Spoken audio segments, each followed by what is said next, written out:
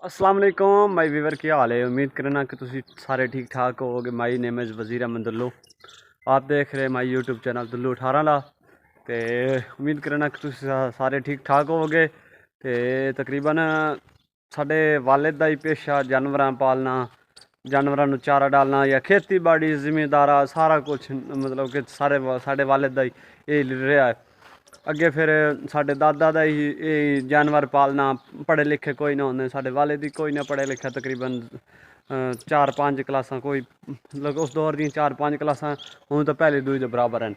जिन्नी तलीम नू मतलब तरजीह दी जाती है, जिन्नी पचीदा तलीम हो चुकी है या जिन्नी मुश्किल तलीम हो चुकी है, उस दौर की 5 तो हूँ दी पहली 2 तकरीबन बराबर ही है।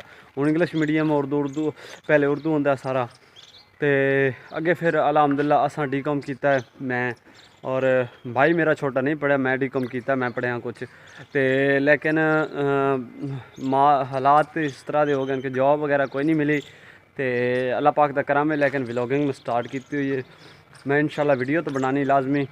तो अल्लाह ताला खैर सारन करे। मैं सब तलकीन करना कि तुम भी यार व्लॉगिंग से आओ, वीडियो बनाओ, वीडियो हर तरह की वीडियो अपलोड करो, लोग चेक करते हैं।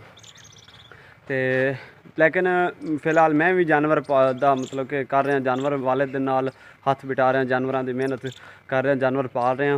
तो लेकिन मेरा पेशा नहीं है।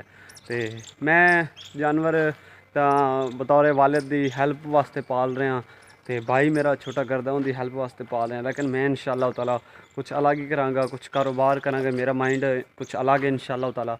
तो साढ़े जानवरों का तकरीबन चारा पान का टाइम होंदा है तकरीबन दोपहर 3 बजे, और सुबह फर्स्ट टाइम ही पाई दा, और दोपहर 3 बजे पूरा शाम मगरिब दे जान तक तकरीबन। तो हुण तकरीबन कुछ देर टाइम बाद चवाई का टाइम स्टार्ट हो गया कि जानवरों की धारा कड्ढन का टाइम स्टार्ट हो गया। तो फिर मैं तो तकरीबन निकल रहा नहर ले, चलना फिरना दौड़ना, मतलब कि कुछ घर बह बह के सारा दिन बंदा बोर हो जाता है। तो हुण गंदम की कटाई तो फौरन ही फारिग होया, तकरीबन नज़दीक ही गंदम की कटाई की थी 5-7 दिन 10 दिन। तो कटाई करके फारिग होया। तो इतनी गर्मी दे विच ते फिर मैं क्या फिर अज लाऊं इंशाअल्लाह ताला प्रॉपर व्लॉगिंग करांगे। तकरीबन 4-5 दिन मेरी व्लॉगिंग दा कोई वीडियो वगैरह नहीं आई। तो इंशाअल्लाह ताला प्रॉपर तरीके ना हुण इंशाअल्लाह व्लॉगिंग आएगी। व्लॉगिंग आए रोज़ इंशाअल्लाह ताला वीडियो आएगी। पाया करो यार, हर बंदा वीडियो पाया करे। हर बंदा चाहता है कि मैं प्रमोट अपन मतलब कि मेरी वीडियो अगे प्रमोट होए, मेरी वीडियो हर बंदा देखे, तो हर बंदा वीडियो पाया करो। तो मैं इंदे कुछ अपने माशाल्लाह अपने खूबसूरत जानवरों की खसूसियात और जानवर दिखान लगा। मझ तकरीबन अस चाचू को ले आई 3,10,000 अज तो तकरीबन 2 साल 3 पहले दी। तो आ जानवर तो दूसरे नंबर वाली जो जानवर है ये समझ ली आई तकरीबन 2,20,000 दी। झूठ नहीं बोलना, अल्लाह पाक का करम है, झूठ कोई फ़ायदा नहीं। इंशाअल्लाह ताला अपने व्यूवर नू सच दिखावांगा, और जो मैं हाँ इंशाअल्लाह ताला वही दिखावांगा। ज़्यादा मतलब कि झूठ बोलना या कोई किसी की रेंट की चीज़ लैके विखावना इंशाअल्लाह ताला वो नहीं करांगे इस तरह का। मैं इंशाअल्लाह अपने व्यूवर नू जो मैं हाँ इंशाअल्लाह ताला वही दिखावांगा। तो जो मैं पहनना हो तुहानू पता है सारा, मतलब कि 2-3 सूट ही है तकरीबन मैं सारा दिन पहनना। बाकी जानवरों की शौक तो मेरे वालिद नू बड़ी है, मेहनत सारा दिन करते आ। तो अगे फिर तकरीबन मैनू मुश्किल ही आ 100 शौक एडा कोई नहीं जानवरों का। लेकिन हाँ अपने मतहत कुछ लोग रख के मैनू बड़ा शौक आ कि उन्होंने लोगों से बह के मतलब उन्होंने को पैसा दे के काम कराया जाए। मैनू इस तरह का बड़ा शौक है। अल्लाह ताला कामयाब करे सी। साढ़े कोल एक कट्टा खड़ा है, तो यह कट्टा इस मझ का है। कट्टा खड़ा है, इस तो बाद साड़ी मेरी एक बाजी की सिस्टर मतलब कि बाजी की चोटी आ, क्योंकि जानवर बाजी का सिस्टर साड़ी का। तो बाकी इन्हों के तकरीबन इन्हों के बच्चे आ इन्होंने जानवरों के। तो आओ अगे गाय खड़ी आ, गाय तकरीबन 3-4 जानवर असा नवे लए ने। कुछ बैल ने तो कुछ मतलब कि और जानवर हैं। तकरीबन 3-4 जानवर अस नवे लए ने। वो कहते हैं कि जानवर रखना सौखा है, लेकिन जानवर नू पट्ठे पाने या जानवर नू पालना पोसना बड़ा मुश्किल होता है। ਤੇ ਇਹ ਬਿਲਕੁਲ ਉਹਦੀ ਗੱਲ 100% ਸਹੀ ਹੈ। ਮੈਂ ਪਹਿਲੇ ਪੜ੍ਹਦਾ ਹੁੰਦਾ ਸੀ, ਤਕਰੀਬਨ ਮੈਨੂੰ ਜਾਨਵਰਾਂ ਦਾ ਸ਼ੌਕ ਇੰਨਾ ਹੁੰਦਾ ਕੋਈ ਨਹੀਂ ਸੀ, ਲੇਕਿਨ ਪੜ੍ਹਦਾ ਹੁੰਦਾ ਸੀ। ਮੈਂ ਜਾਨਵਰਾਂ ਦੀ ਕਦੇ ਨਹੀਂ ਕੀਤੀ। ਮੇਰਾ ਵਾਲਿਦ, ਮੇਰਾ ਭਾਈ ਜਾਨਵਰਾਂ ਦੀ ਮਿਹਨਤ ਵਗੈਰਾ ਕਰਦਾ ਹੀ, ਜਾਨਵਰਾਂ ਨੂੰ ਪੱਠੇ ਵਗੈਰਾ ਪਾਉਂਦਾ ਹੀ, ਤੇ ਉਹ ਜਾਨਵਰਾਂ ਦੀ ਮਤਲਬ ਕਿ ਮੁਕੰਮਲ ਕਲੋਥਿਸ,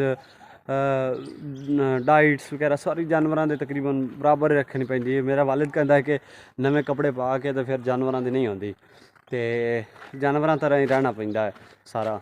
ਤੇ ਤਕਰੀਬਨ ਉਹ ਗੱਲ ਹੁੰਦੀ ਮੈਨੂੰ ਹੁਣ ਪਤਾ ਲੱਗਾ ਜਿਸ ਟਾਈਮ ਮੈਂ ਜਾਨਵਰਾਂ 'ਚ ਆਇਆ। ਲੇਕਿਨ ਮੈਂ ਫਿਲਹਾਲ ਮਤਲਬ ਕਿ ਸਾਫ਼ ਕੱਪੜੇ ਪਾ ਲੈਣਾ, ਸੈਕਿੰਡ ਟਾਈਮ ਨਹਾ ਕੇ ਲਾਜ਼ਮੀ ਮੇਰੇ ਕੱਪੜੇ ਚੇਂਜ ਕਰੀਦੇ ਨੇ ਆਏ ਰੋਜ਼। ਤੇ ਜਾਨਵਰਾਂ ਵਾਲੇ ਕੱਪੜੇ ਤਕਰੀਬਨ ਲਾ ਕੇ ਤੇ ਸੈਕਿੰਡ ਟਾਈਮ ਲਾਜ਼ਮੀ ਨਵੇਂ ਕੱਪੜੇ ਪਾਈਦੇ ਨੇ। ਤੇ ਹੁਣ ਮੈਂ ਚੱਲਾਂ ਜੀ ਨਹਿਰ ਵੱਲੇ। तकरीबन मेरा एक रोज़ाना का रूटीन है कि मैं नहर टाइम जाना है, लेकिन अब्बू दी जानवरों की चुआई भी स्टार्ट होने लगी है। लेकिन मैं नहर ले जाना है तो मैं चलना नहर ले, अब्बू आपे खुद तारा कढ़ ले इंशाअल्लाह ताला। तो जानवर माशाअल्लाह बड़े खूबसूरत है, चेक करी उन्हें हथ लाया कुछ नहीं होया, इन्हें हथ लाया तंग कर दिया। माशाल्लाह बड़े खूबसूरत जानवर हैं। इन्हों के चारा पाईदा बरसीन और विच तुड़ी पाई दी बरसीन दे विच। खल वगैरह इन्हों कोई नहीं पाई दी क्योंकि खल महंगी है, तो जिन्नी वजह तो नहीं पाई दी। बस जड़ जानवर है ना, जानवरों का बंदा थोड़े थोड़े करके तो बंदा अगे आता है। तो कारोबार एक कारोबार ही है, लेकिन कारोबार स्लोली है। बाकी अल्लाह ताला इस कारोबार भी बड़ा कुछ देता है। तो मैं इंशाअल्लाह ताला नहर ते पहुँच के तुहाडे नाल गल शेयर करनी इंशाअल्लाह ताला। नहर ते जाने वीवर मेरा नहर ते जाना भाईजान कैंसल हो गया है क्योंकि साढ़े चुआई का टाइम स्टार्ट हो गया। चेक करो मैं माज थले कट्टी पा दी है, तो कट्टी नूं खिच्चण दा भी टाइम आ गया क्योंकि ज़्यादा दो चुंग जा सी। ते वीवर नहर ते जान दा प्लान कैंसल है क्योंकि साडा एक जानवर जिन्हों असां पहली दफ़ा रेहड़ी च पाना है वह बैठा है, तकरीबन चेक करो बैठा है जिन्हों पहली दफ़ा रेहड़ी पाना है। तो अज जनाब उन्होंने रेहड़ी पाना है क्योंकि उनते कल तू चारा लै आना, तो उन्होंने अज तकरीबन दूसरी दफ़ा